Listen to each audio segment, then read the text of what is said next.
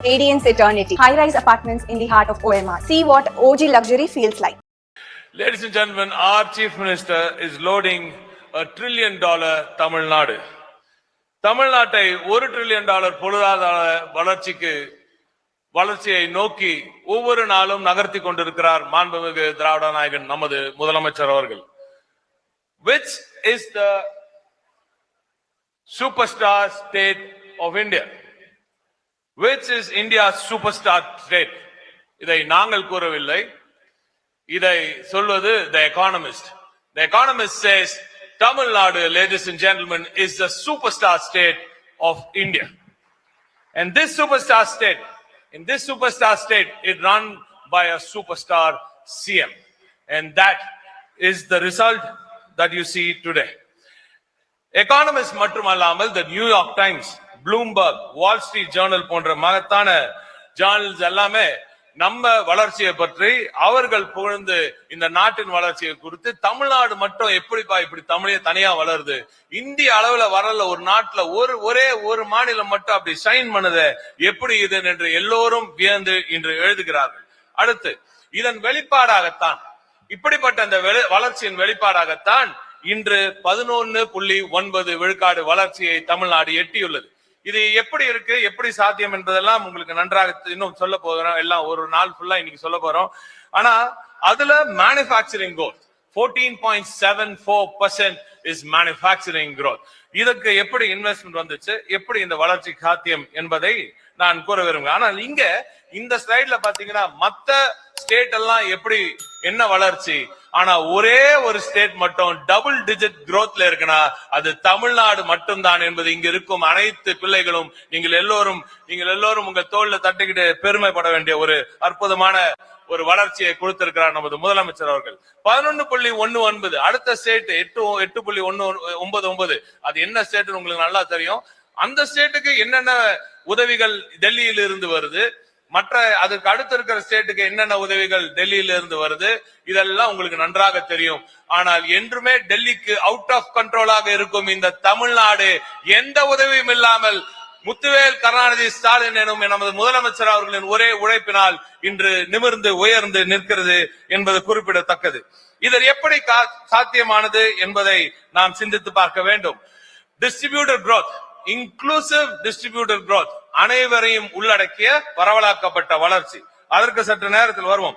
இப்ப தொழில்துறையில் சாதனை குறித்து நான் ஒரு சின்ன ஒரு டிஃபரன்சியேஷன், இதுக்கு முன்னாடி ஆட்சி எப்படி இருந்தது, இப்ப ஆட்சி எப்படி இருக்குது, நான் 5 ஆண்டுகள் மட்டும் தான் எடுத்திருக்கேன். 10 ஆண்டுகள் எடுத்தா இன்னும் மோசமா தெரியும் அவங்களது.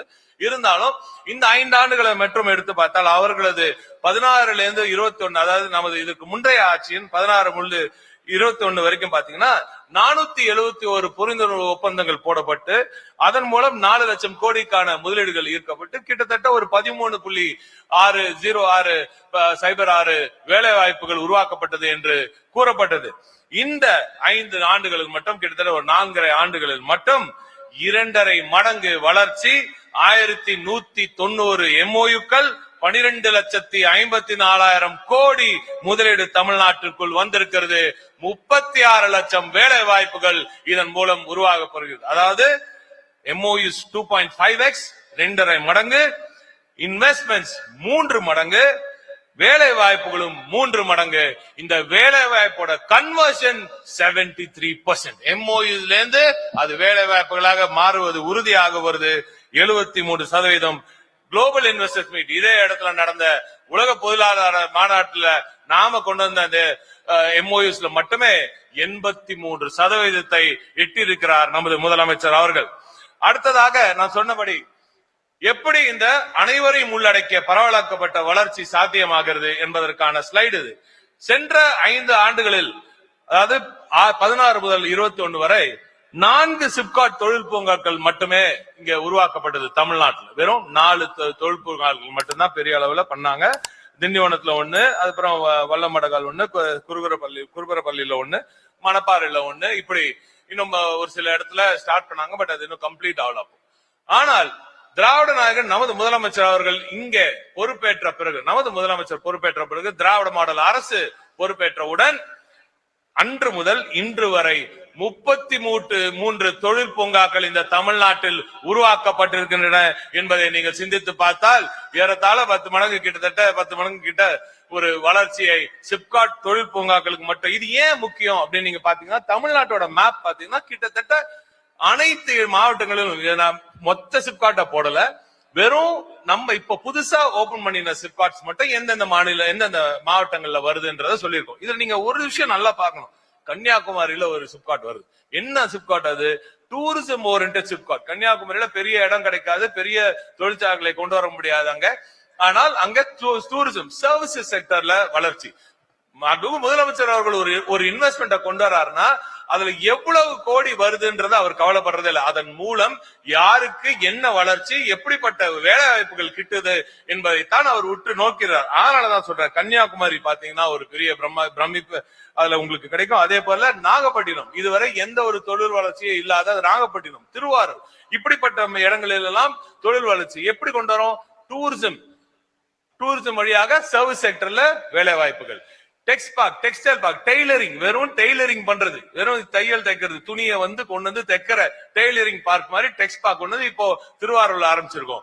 அதே மாதிரி இப்போ மற்ற மாவட்டங்கள்ல ராமநாதபுரம் போன்ற மற்ற இடத்துல எல்லாம் கூட இந்த இது சக்சஸ்ஃபுல்லா நடந்துச்சுன்னா அடுத்த கட்டமாக இது போன்ற டெக்ஸ்ட் பார்க் பல இடங்கள்ல கொண்டு வரப்போம். எப்படி இந்த பரவலாக்கப்பட்ட வளர்ச்சி அதோடு சேர்ந்து அனைவரையும் உள்ளடக்க வருச்சு. எப்படி அங்க இருக்கிற பெண்களுக்கான முதலமைச்சர் அவர்கள் ஆட்சி பொறுப்பு ஏற்று நொடி முதல் இன்று வரை பெண்களுக்கான ஆட்சியாக, ஒரு மகத்தான ஆட்சியாக, இதுவரை வரலாற்றில் இல்லாத ஒரு மகத்தான ஒரு ஆட்சியாக இது இருந்து வருகிறது. தொடர்ந்து தொழில்துறையிலும் இதற்கான ஊக்கம் அளிக்கப்பட்டு வருகிறது. அடுத்ததாக நீங்க மேனுபேக்சரிங் மட்டும், இப்ப நம்ம மேனுபேக்சரிங்ல ஒரு 14.74% growth. அந்த growthனோட ரிசல்ட் என்ன? நாம 2016-21ல 26.15 பில்லியன் டாலர் ஏற்றுமதி செஞ்சிட்டு இருந்தோம். இன்றைக்கு 50 பில்லியன் டாலரை கடந்து தமிழ்நாட்டின் ஏற்றுமதி வீடு நடை போடுகிறது. இது நம்ம தொழில்துறையின் மேனுபேக்சரிங் growthல இருந்து கிடைத்த ஒரு வளர்ச்சி. புதிய திட்டங்கள், எமர்ஜிங் செக்டர்ஸ், புதிய செக்டர்ஸ் கொண்டு வந்து சேர்த்துக்கிட்டே இருக்கிறதுனால, குறிப்பா எலக்ட்ரானிக் சைட்ல ஒரு மிகப்பெரிய பாய்ச்சலில் தமிழ்நாடு இருக்கிறது என்பது உங்களுக்கு எல்லோருக்கும் நன்றாக தெரியும். அதிலிருந்து வர அந்த வளர்ச்சியிலிருந்து 50 பில்லியன் டாலரை தாண்டி போகிறோம். இந்த நம்பர், லேடிஸ் அண்ட் ஜென்டில்மென், நிச்சயமாக பன்மடங்கு வெகு விரைவில் உயரும். அடுத்ததாக அதே பரவலாக்கப்பட்ட வளர்ச்சி. இந்த பரவலாக்கப்பட்ட வளர்ச்சியின் போது எனது ஆர்வீர் அண்ணன், நமது இன்றைய பைனான்ஸ் மினிஸ்டர் அவர்கள், அவர் தொடக்கத்தில், இந்த ஆட்சியின் தொடக்கத்தில் அவர் இந்த தொழில்துறை பொறுப்பில் இருக்கும்போது அப்பொழுது தூங்கப்பட்ட இந்த டைடல் நியோ பூங்காக்கள், இந்த டைடல் நியோ பூங்காக்கள் இன்று தமிழ்நாடு முழுக்க 8 திறக்கப்பட்டது. 8 பணிகள் பெறும் நிலையில் உள்ளன. இப்போது 4 புதிய ஒப்பந்தங்கள் இப்பொழுது கோலுப்பட்டிருங்க. அதுவும் இன்னைக்கு நாளைக்கு முடிஞ்சிடும். எனவே ஒட்டுமொத்தமாக 20 டைடல் பூங்காக்கள், டைடல் பிளஸ் டைடல் நியோக்கள் என்று உருவாக்கின்றது. 4 சொல்றேன். அது 3 டைடல் நியோ, நாகை, கரூர், புதுக்கோட்டை. இப்பொழுதுதான், இப்போ ஒரு 1.5 மாசத்துக்கு முன்னாடி, நம்ம 2 மாசத்துக்குள்ள முதலமைச்சர் அவர்கள் போய் அறிவித்தது. இன்று ஓரிரு நாளில் அதற்கும் நாம் நிச்சயமாக அடிக்கல் நாட்டும் அளவிற்கு அந்த speed of governance, that is the CM MK. Stalin அவர்கள். அவரது ஸ்பீடை மேட்ச் பண்றதுக்கு இந்தியாவில உலகத்திலே யாருமே இல்லைன்ற மாதிரிதான் இன்றைய வளர்ச்சி இருந்து வருகிறது. அதுதான் இந்த டைடல் நியோக்கள் மூலம் சர்வீஸ் செக்டர்ஸ்ல, ஐடி செக்டர்ஸ்ல பிள்ளைகளுக்கு, வீடுகளுக்கு அருகாமையிலே வேலை வாய்ப்பு, படித்த இளைஞர்களுக்கு தமிழ்நாடு முழுவதற்கும் பல மாவட்டங்களில் இன்று டைடல் நியோ பூங்காக்கள் உருவாக்கப்பட்டிருக்கின்றன. இந்த வளர்ச்சியிலிருந்து எந்தெந்த செக்டர்ல நம்மளுக்கு என்னென்ன கிங்கா இருக்கும் அப்படின்றத நீங்க பாக்குறீங்க இந்த ஸ்லைட்ல. 41% இந்திய அளவிலான முதல் மாநிலமாக நாம தான் auto capital of India. We are the auto components capital of India. We are the electronics capital of India. We are the footwear capital of India. இப்படி அடுக்கி கொண்டே போலாம். Textiles of course. So 41% electronics மின்னணு பாகங்கள் ஏற்றுமதியில நமது share 41%, 42% வாகன அந்த உதிரி பாகங்கள்ல இருக்குது. இந்திய அளவுல விற்கப்படுற 2 வீலர்ஸ் உங்களுக்கு எத்தனை பேருக்கு தெரியும் தெரியல. இந்திய அளவுல விற்கப்படுற வெஹிக்கிள்ஸ் இருக்கு இல்லையா, 4 வீலர், 4 வீலர்ஸ், அதுல 40% நம்ம தமிழ்நாட்டுல மேனுபேக்சர் பண்றோம். இந்திய அளவுல விற்கப்படுற EV 2 வீலர்ஸ் அதுல 70% தமிழ்நாட்டுல மேனுபேக்சர் பண்றோம். அந்த பெருமை எல்லாம் இந்த திராவிட மாடல் அரசுக்கு நிச்சயமாக சேரும் என்றான் நம்புகிறேன். 23 பாலிசிஸ்கள், இது ரொம்ப முக்கியமான ஒரு திட்டம். ஒரு அரசாங்கம் சரியான பாதையில் இயங்க வேண்டும் என்றால் மக்களிடம் இருந்தும் தொழில்துறையில் மூலம் அந்த தொழில் அதிபர்கள் மூலமும் அந்த ஈகோ சிஸ்டம்ல இருந்து அவங்களோட நீட்ஸ புரிஞ்சுக்கணும், என்னென்ன தேவை என்று தெரிந்து கொள்ள வேண்டும். மாண்புமிகு முதலமைச்சர் அவர்கள் வெளிநாடுகளுக்கு போகும்போது அங்கே உலகளாவிய பொருளாதார சூழல் எப்படி இருக்கிறது என்பதை தெரிந்து கொள்கிறார். அடுத்த கட்டமாக உலகம் எந்த திசையை நோக்கி செல்கிறது என்பதையும் புரிந்து கொள்கிறார். அதிலிருந்து கற்றுக்கொண்டு வந்து இங்க நமக்கு இந்த செக்டர்ல இப்படி போக்கஸ் வேணும், இந்த போக்கஸ் கிடைச்சா இப்படி வேலை வாய்ப்புகள் கிடைக்கும் என்ற தெளிவு மாண்புமிகு முதலமைச்சருக்கு இருப்பதினால் policies. You will not see so many policies, ladies and gentlemen, from any other state in India. Tamil Nadu today has released 23 policies in these 4 years, and all of these are very, very effective, very beautifully thought after. I must thank the State Planning Commission through Jayaranjan Avargal and his team, and of course all the amazing secretaries who are here for their inputs for the policies that we are rolling out in Tamil Nadu on almost a daily basis. The last one that we did was the shipbuilding policy.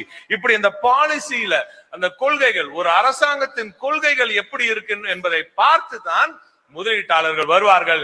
எனவே இந்த policies ரொம்ப முக்கியம். எனவே வந்துருச்சு, சீக்கிரம் முடிச்சிடுற. அடுத்ததாக நாம் மிக முக்கியமா பார்க்க வேண்டியது ஸ்டார்ட் அப்ஸ். அண்ணன் அவருக்கும் தெரியும், ஸ்டார்ட் அப்ஸ் தமிழ்நாட்டில் ஸ்டார்ட் அப்ஸ் ஏறத்தாழ 2045 இருந்த 2021 2045 இருந்தது. இன்று 13,500 ஸ்டார்ட் அப்ஸ் ஆக தமிழ்நாடு வளர்ந்திருக்கிறது என்பது குறிப்பிடத்தக்கது. இதில் மிக முக்கியமாக 40% பெண்களுக்கான ஸ்டார்ட் அப்ஸ் என்பதில் நாம் எல்லோரும் பெருமைப்பட வேண்டிய ஒரு விடயம். இந்த அனைவரையும் உள்ளடக்கிய இந்த வளர்ச்சிக்கு தொழில் வளர்ச்சி வேண்டும் என்றால் இன்ஃப்ராஸ்ட்ரக்சர் ரொம்ப முக்கியம். அந்த இன்ஃப்ராஸ்ட்ரக்சர் அர்பன் ஏரியாஸ்ல மட்டும் இல்ல, ரூரல் ஏரியாஸ்லயும் ரொம்ப முக்கியம். 2 ஸ்லைடு ஆர்டிலயும் மாஸ்லயும் கொடுத்திருக்காங்க. அது நாங்க அந்த இன்புட்ஸ் நாங்க எடுத்து அது 2 மட்டும் சொல்லியிருக்கோம். அதையும் உங்களுக்கு நான் இப்போ உங்கள் முன்னால் வைக்க விரும்புகிறேன். ஆர்டில மட்டும் ஒரு ஹாப்பி ஹோம், ஒரு சந்தோஷமான இல்லம், அப்பதான் ரொம்ப முக்கியம். ஒரு சந்தோஷமான ஒரு ஒர்க் போர்ஸ் கிடைக்கும். ஒரு ஹாப்பி ஒர்க் போர்ஸ் இருந்தாதான் சரியான வளர்ச்சி கிட்டும். ஆகவே தான் முதலமைச்சர் அவர்கள் ஆர்டி மூலமாக 3 லட்சம் வீடுகளுக்கான அடித்தளம் இன்று இட்டிருக்கிறார். அதில் 1,75,000 வீடுகள் ஏற்கனவே கட்டப்பட்டிருக்கின்றன. 15,000 கோடி ரூபாய்க்கான முதலீடுகள் 42,000 கிலோமீட்டர் சாலைகளில் செய்யப்பட்டிருக்கிறது. அனைத்து கிராமங்களிலும் 5,200 கிராமங்களில் ஏஜிஎம்டி மூலமாக மிகப்பெரிய ஒரு முதலீடு வந்திருக்கிறது. தண்ணீருக்கு, குடிநீருக்கு டுவாட் மூலமாக கிட்டத்தட்ட 15,600 கோடி ரூபாய் 3 கோடி கனெக்ஷன்ஸ் டுவாட்ல கொடுத்திருக்காங்க. மாசு பொறுத்த வரைக்கும் சென்னை இன்று டீசால் கேபிட்டல் ஆஃப் இந்தியாவாக இருக்கிறது. டீசால் கேபிட்டல் ஆஃப் இந்தியா 350 MLD இருந்த அந்த டீசால் கெபாசிட்டி இப்பொழுது 400 MLD ஆக புதிதாக சேர்க்கப்பட்டு சென்னையின் ஒட்டுமொத்த தேவை 1,100, நமக்கு 70% உறுதி செய்திருக்கிறார் நமது முதலமைச்சர் அவர்கள் என்பது குறிப்பிடத்தக்கது. சென்னையில் மட்டுமே 5,400 கோடி ரூபாய்க்கான குடிநீர் திட்டங்கள், சென்னையில் ஏறத்தாழ 6,000 கோடி ரூபாய்க்கான இந்த சூவேஜ் திட்டங்கள், 2,600 கோடி ரூபாய்க்கான வடிகால் திட்டங்கள், நகர்ப்புற சாலைகளுக்கு மட்டுமே 17,000 கோடி, நகர்ப்புறங்களில் பாலங்கள் கட்டுவதில் மாண்புமிகு முதலமைச்சர்கள் உள்ள இருக்கும் அந்த மேயர் மு க ஸ்டாலின் அவர்களின் அந்த எக்ஸ்பீரியன்ஸ், ஒவ்வொரு நகராட்சிக்கும் ஒரு கார்பரேஷனுக்கும் என்னென்ன தேவை என்பதை அவர் சிந்தித்து செய்வதனால் 178 உயர்மட்ட பாலங்கள், பல பூங்காக்கள், மாண்புமிகு முதலமைச்சர் அவர்களுக்கு மனதுக்கு மிக நெருங்கிய தொல்காப்பிய பூங்காவோட ரீவாம்பிங்ல இருந்து கலைஞர் சென்டினரி பார்க்ல இருந்து செம்மொழி பூங்கா வரை மகத்தான பார்க்குகள் மதுரையில, சேலம்ல, ஜெயிலாம் இப்போ பூங்காக்களாக மாற்றி அமைக்கப்பட போகின்றன என்பதும் ஒரு சிறப்பு தகவல். கடைசி ஸ்லைட், இது எல்லாம் எப்படி சாத்தியம்? கேப்டன் கூல் நமது முதலமைச்சர் அவர்களின் 4 முக்கிய ஒரு ஸ்பெஷாலிட்டிஸ். 1, டேஷ்போர்ட். ஒவ்வொரு நாளும் அந்த டேஷ்போர்ட் மூலமா அவர் பார்க்காத டிபார்ட்மெண்ட் இல்ல. He has a very wide based dashboard. எல்லா டிபார்ட்மெண்டோட செயல்பாடுகளும் ஒவ்வொரு நாளும் மாண்புமிகு முதலமைச்சர் அவர்கள் கவனிக்கிறார். Infra work for happy workforce நான் சொன்னேன் RDU மாஸ்ல வர அந்த இன்புட்ஸ் கமிட்டி டு கன்வர்ஷன் ஒரு MOU சைன் பண்ண உடனே அதை அப்படியே ஓரம் வச்சிடாம ஒரு கமிட்டி போட்டு 18 செக்ரட்டரிஸ் உட்கார வச்சு சீஃப் செக்ரட்டரி உட்கார வச்சு அந்த MOU வேலை வாய்ப்புகளா மாறுதா என்பதை உறுதி செய்யும் அந்த வேலையை மாண்புமிகு முதலமைச்சர் அவர்கள் செய்கிறார். அதனாலதான் இந்தியால லேடிஸ் அண்ட் ஜென்டில்மேன் இதுவரைக்கும் யாரும் செய்யாத கன்வர்ஷன் கான்க்ளேவ் இந்த இடத்தை நடத்தி காட்டிய முதலமைச்சர் நமது முதலமைச்சர். அதுதான் அந்த ட்ரஸ்ட், அந்த உறுதி, அந்த மக்கள் அவர் மீது வைத்திருக்கும் நம்பிக்கை. எனவே கடைசியாக மாண்புமிகு முதலமைச்சர் அவர்கள் வெளிநாடுகளுக்கு நேரடியாக சென்று அங்கிருக்கும் முதலீட்டாளர்களையும் சந்தித்து அவர்களிடம் இருந்து முதலீடுகளை கொண்டு வந்து சேர்க்கிறார். மாண்புமிகு முதலமைச்சர் அவர்கள் வெளிநாடுகளுக்கு போன முதலீடுகள் மட்டும் அந்த MOUs மட்டும் 69, அதுல 48 கன்வர்ஷன் ஆயிருக்கு. அதுல 26% ஏற்கனவே ஆபரேஷனலாவே இருக்கு என்பதை கூடுதல் தகவல். எனவே இப்படிப்பட்ட ஒரு வளர்ச்சியை கொடுக்கும் நமது முதலமைச்சர் எப்பவுமே சொல்வது போல யாருமே இதெல்லாம் முடியாது என்று நினைப்பும் பலருக்கு it is finished, it is over என்று சொல்லும் நமது முதலமைச்சர் அவர்களுக்கு ஒரு சல்யூட் அடித்து விடைபெறுகிறேன். நன்றி, வணக்கம். Radiance Eternity, high-rise apartments in the heart of OMR. See what OG luxury feels like. மின்னம்பலம்.com தமிழின் முதல் மொபைல் பத்திரிகை.